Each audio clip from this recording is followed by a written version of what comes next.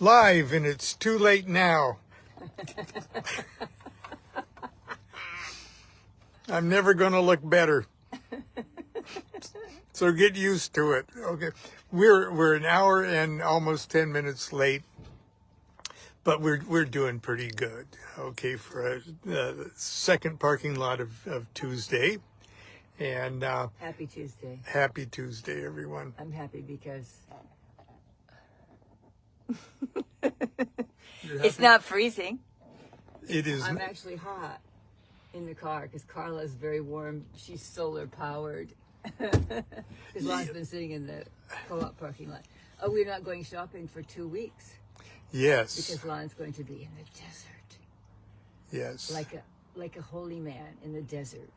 I'm going back to the desert. He hasn't been to be tempted by Satan to turn the stones to bread. Yes. Oh, I thought last time you were tempted by Satan in the desert was 1967 when he came out of the desert and went to a bar and called me and proposed. So who knows what Satan will tempt him to do this time. Well done, my son. Oh, yeah. Yeah. Or the flying saucer people will come and get him, but they better not without me. So, anyway. Yeah, we'll stop by and pick you up on the way out. So if I bodily ascend, you know, there's no one will notice. So Plants, my Tulsi and Datura Rugenmansia will notice. well, you were really great last night at Monday night Magic class talking about bag. That's because we were talking about Bina. Yeah. My mother. Yes. Great black and mother. she does what I like to do. And what is that? She swallows it all whole. Okay, That sounds bad, but it's not. It means romantically Lovecraftian. So, tentacles. There were tentacles involved in the thing last night, but I'm not afraid. Not of tentacles. Of other things. When but not did tentacles ever hurt you? No, I'm afraid of things that other people aren't afraid of, but not tentacles. Exactly. When have tentacles ever hurt anybody?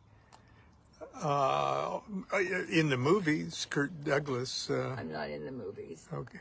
I'm in a dream. You are, that I'm yes. supposed to be,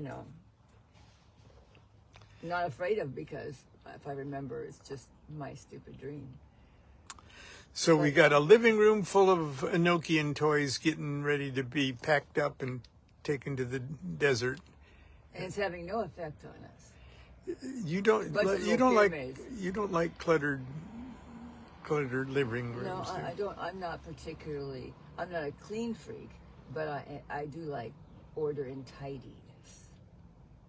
Yes. And as you can tell. But no, I'm going to tell the story. Okay, tell the story. I heard something last weekend, on Sunday on a TV show while I was fixing the bed. And I love pigs, so this is not a denigrating remark when I say pig. But there was a story about, it was a psychology story about someone who tried to teach this pig to sing, let's say, Italian opera, just anyway. Teach us. And when you try to teach him, it was about human relationships, by the way. Teach a pig to sing Italian opera. And you can try for 6 months. You can try for a year. You can try for, 2 years. And then it's still the pig's problem that the pig can't sing for you. The pig, Now, sing opera? Italian opera. Like the opera Prosciutto. Oh, God, Lon. Anyway, you're ruining my story. I'm sorry. Okay. I digress. No. You interrupt. And so you're trying to teach this pig for, say, 6 months or a year or year and a half, 2 years, how to sing this Italian opera. And it's the pig's problem because the pig doesn't want to learn and really doesn't have the equipment to learn to sing Italian opera. But if you keep trying for 10 years, 20 years, 30 years, 40 years to teach this pig to sing. It's your fault. It's your problem. It's not your fault, but it's your problem. So either you give up and say, you can't teach this pig to sing. Well, exactly what does this have to do with my being messy and unhelpful? I don't see the parallel in this story. I'm just comforting myself by saying, you can't teach this pig to sing. Oh. It's my problem that it bothers me. Well. Yeah, it is. It's my problem, and I have to get over the problem that it bothers me. Because it's a minor thing. It's not like, I mean, well, it's like being picked to death by ducks. But it still is a minor thing. So it's my problem. Oh, okay. Well, the mess you're forgiven. And the Enochian mess is going to be gone in a few days, and I'm kind of happy to see the old tools out that we used to have out for class. Yeah. So that's not bothering me much. The mess in the office as I walk by and that's going to be avert my eyes. That's awful. But we'll try to work that out before he leaves. Yes. Or I'll hold back the treats I packed for him. Oh. I was going to talk about something. No, Yes. I actually forgot completely that I had to talk this morning, as you can tell. It's been nice weather, so I've kind of been, last week, deciding to do spring cleaning outside and a little, because it gets very messy after storms and stuff. And we had this refrigerator that we've had for, 30 years probably. Mike and Sandy Strader actually bought it for us for the last house we lived in. And we brought it here because we thought we needed a refrigerator, then found out we didn't. So we had it outside it was under something. It was protected under an overhang kind of a thing. So it didn't get rained on, but there were, like rats crawling around Sacramento. Yes, there's wildlife. There's wildlife. Wildlife, and vermin. It was covered with plastic, and it was just, but anyway, after being outside for 4.5 years, I mean, in a shelter, but still outside. And after being 25 years old at least, anyway, well, not quite that old, but it was not going to be used again. And so I called the city, and it was up on a pallet and up on a platform, a cement platform kind of thing too, yet on top of that. So it was up, but so I had Lon, help me get it off the pallet, but then I found out it would have been better if I just did it myself. So yes, I'm a great help in these matters. It's more like I'm afraid he's going to get in the way and get hurt. So, but I didn't want a refrigerator falling on either one of us. So anyway, when I have to move it out to the front of the house, but first I thought I had to get it out to the alley because it was going to take me a long time to get it. Anyway, I spent 2.5 hours at least moving this lovely refrigerator. I had to move a bunch of big heavy pots that were in the way first, and I made it walk because it had three wheels. One of the wheels is broken, so I kind of had to make it walk. And then there was a step, so I just was brave and said, what's going to happen to me if I get crushed by a refrigerator? I can hold a refrigerator. Well, better than us both being That's crushed how I by thought yes. too. Better than having Lon try to come out and squeeze himself in this little place because I had to get it through a gate too, which had yes. a giant tree-like thing Yes. blocking it. So I had about this much room to wriggle it and some mud. Yes. And some mud. So anyway, I spent 2.5. I got it out. It's waiting for me to put it on a dolly, I think, and then haul it down the alley to the front of the house where the city will pick it up the same day Lon goes on his trip. So, but you can't put it out too soon because they will fine you, they claim. So anyway, so I did that, and the same day I did laundry and a whole bunch of other things, and that was the day I was looking through my bin because I was high on mosquito venom the day before because I was working outside and I got 10 mosquito bites. Yes, Yes. They turn into giant things here, because I'm allergic to the Sacramento mosquitoes. This Sacramento mosquitoes are venomous. Okay, they're little tiny things, and they attack in 3-4 the second 3-4 places all at once or something. Yeah, Anyway. they're a militia. Anyway, so I made myself this time I made myself, because I was going to work out there for 2 hours, 3 hours or whatever, my own homemade. So before I went out to do the refrigerator, this is an interesting story. It's going to get there. I went to a bin I have in the pantry of essential oils and things like that. And I found something for Lon. I found a little brown box that said, is it okay if I talk about this? Oh, A sure. little brown box that had masking tape on it labeled dope. You found my stash box, Well, right? yeah, but we got rid of like 95% of everything that was in there, because people had given us marijuana and stuff and we didn't really know what to do with it, but we gave it away before we moved. Lots of it. Yeah, but this had a little chunk of hashish or something left in it. So while I was outside working and moving refrigerators and giant plants and stuff, and I picked up this giant pallet too and carried it out there too. Anyway, Lon was in the house smoking hashish on the bed and listening to some kind of, I don't know, lovely Oh, Mighty music. Padme Home. Yeah, Okay, yes, music on his phone. Yeah. Or the computer, I don't know which anymore. And I was, yes. I Yeah, was- so this is the story of my you can't teach that pig to sing. And don't even try. But where do you think you got the power to move that refrigerator? You think that was easy? From the eternal source. It wasn't from hashish. But anyway, which he hadn't done in like 4.5 years. Yeah, it's been many years. He needed the ohm to go with it. So anyway, so I just recommend start your spring cleaning early. And while you're doing that, maybe get rid of or Lon's going to be on a trip, so I get to try to figure out what my authentic self is and wants and needs, because I completely forget when he hasn't been on a trip. I don't even know what I like.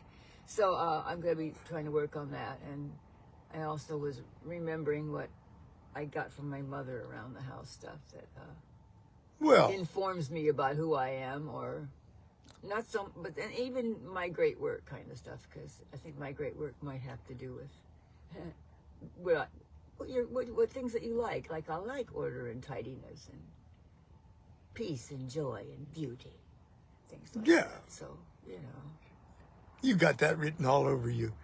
Anyway. I love your little Polish. It's not really, who knows, it's fake, whatever it is, but I like it too. It's like I'm German, Swedish, and Polish, and it looks German, Swedish, and Polish. Well, I got it at Ross for probably $6 about 20 years ago. okay. Well, I don't really have all that much to say today, so but I do have a little something to say. Good. I'm going to go shopping now. I talked way too much. Oh, no.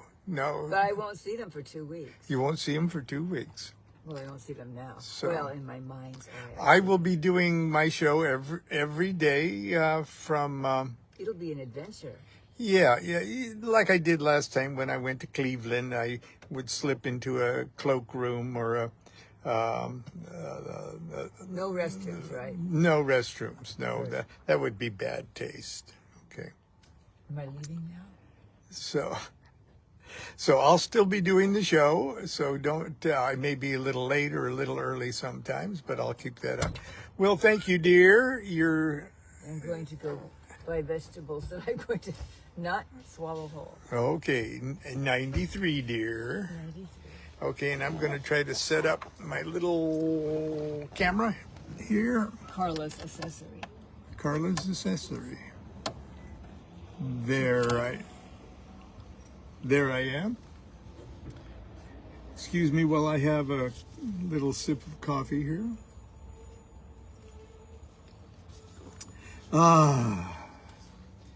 Je m'appelle le Chevalier Chocolat.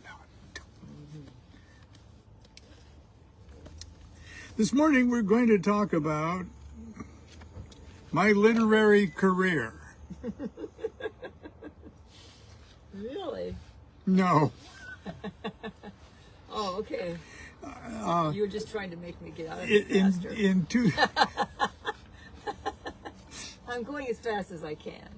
let me tell you about my life in Columbus, Nebraska. I sat right behind that girl right there in social studies class. Okay. Anyway,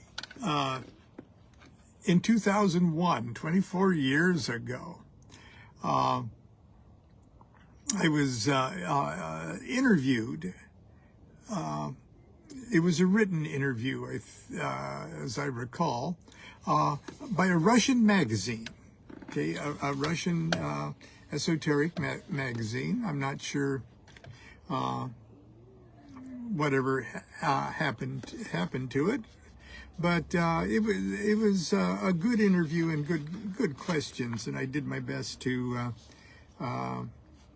answer them. And I'm just trying to find just two little snippets that I wanted to share today. There's the first one, and the second one is about here we go. Is about sex magic. But the first one was kind of interesting because it gave me a chance to take a peek at what my life was like, and what I was involved in.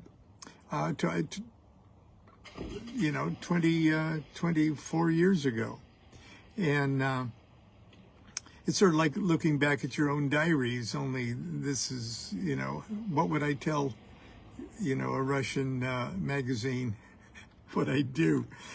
And there's lots of questions before it. And the first one was, if I knew Anton LaVey, and I had to say never met him, but I thought he's a real kind of a cool, colorful guy in his own way, but that I didn't, as far as kind of serious magic work, he wasn't, my kind of magician, but he certainly was a wonderful cultural icon, okay? But, and a great showman. And but anyway, an early question was, what is the usual day of a modern magician? Do you start with some spells, curses, and magical tricks, as some common people think? Now, I don't think they meant most common people, but what people most commonly think. Okay, we have to know that there's a language membrane here. But here's my answer. When you think about it, all life is magic and everything we do is ritual. Whether we know it or not, we're all magicians 24 hours a day. We're either competent or incompetent practitioners of our craft. I've made my ordinary life magic and my magical life ordinary. The act of putting on my socks is no less magical than the act of invoking Thoth or penetrating the 10th Enochian Aether. As a young magician, my daily routine, okay, so this is 24 years ago and I'm talking even farther back. As a young magician, my daily routine included many of the colorful activities you would expect from a fledgling wizard. Morning and evening ritual work, yoga, pranayama, meditative exercises, experimental spirit evocations, and various kinds of divinatory practice, tarot, I Ching, and geomancy. I had no idea why I was doing these things. I just knew that they're part of the magician's training program and assumed that someday this training would come in handy. Now, 2001, my days are pretty normal. My wife, Constance, wakes me up by passing a cup of Magick potion, hot coffee, under my slumbering nose. After drinking about half of it, I remember who I am and what must be done. The first thing that must be done is to pay the rent and put food on the table. To assure this happens on a regular basis, 5 days a week, I perform an extended 9-hour magical ritual I call going to work. Holding a real job is one of the 2 most impressive magical feats I've ever accomplished. The most impressive is my blissful 34-year marriage to Constance. Okay, 34 years. Now we've been married 57 years. Okay. People ask me how I find time to write, practice magic, and work full time. To tell you the truth, if I had all day to write, I don't think I would write 1 word more than I do now. And I know I wouldn't be able to pay the rent. I'm the type of lazy person that needs to trick myself into believing that I'm a competent and productive individual. I need to get up, get dressed, go out into the world, and cheerfully mix with people who would burn me at the stake if they knew what I did and what I believed. Now, I did this for a number of years, okay? Please don't think I'm talking about my routine right now. I need to balance the bizarre world of the magician with what others call objective reality.